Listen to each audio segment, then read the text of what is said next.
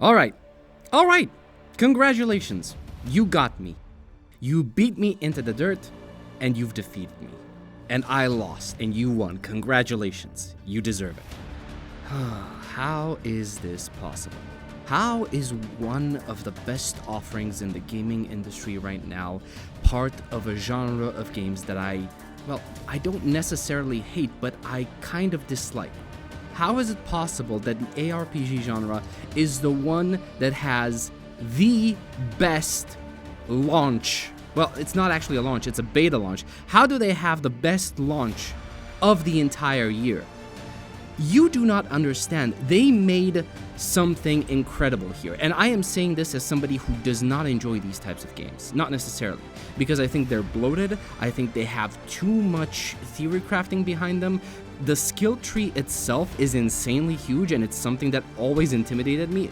Mostly because I just can't be bothered to spend so much time looking at all of these stat upgrades and trying to figure out, oh, should I get plus 5% to my stun power or should I get plus 5% to my attack power? Like, I don't necessarily like this. But Grinding Gear Games actually made something insane. Something that completely impressed me. Normally, I look away whenever I hear about Path of Exile. I even talked about Path of Exile 2 in a previous Gamescom video.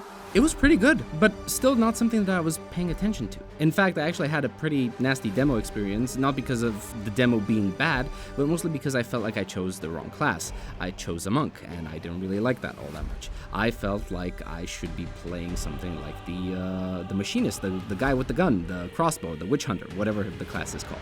So I was ready to just go ahead and ignore the launch of Path of Exile 2 entirely. But that was before I actually saw the video that they came up with, showing the entirety of what is planned to release with the beta, with the early access period.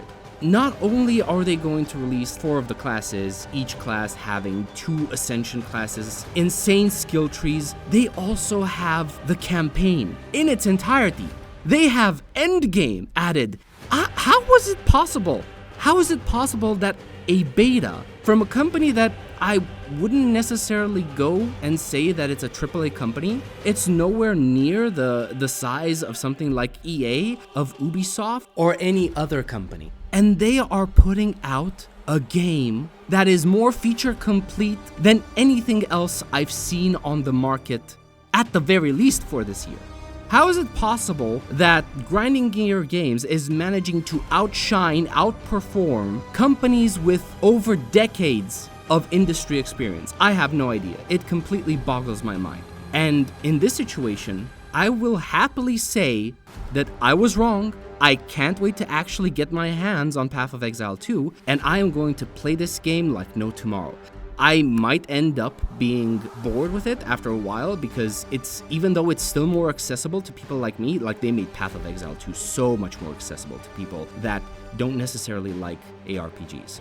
They really did, and that's part of the reason why I want to get into it. But the main reason why I want to get into it is because this is just such a good business practice. It is so consumer friendly, to the point that I am just flabbergasted with the amount of content and the quality of that content. So yes, I want to see more of this. This is one of those situations where I just want to vote with my wallet. I want to pay money for this, not necessarily because I love Path of Exile 2, but because I respect what they've done with this. It is absolutely insane. The sheer amount of content is staggering. If you watch the video, it's a 1-hour video presenting everything that the game has to offer. Systems upon systems upon systems, endgame feature after endgame feature, so many classes, so many ways to customize your characters, so many ways to play the game. And I want to see more of this. I want to see this be a practice that's adopted across the industry. Yes, of course, it's a flight of fancy right now. It's most likely a pipe dream, but hey, we voted with our wallets before, and changes have happened.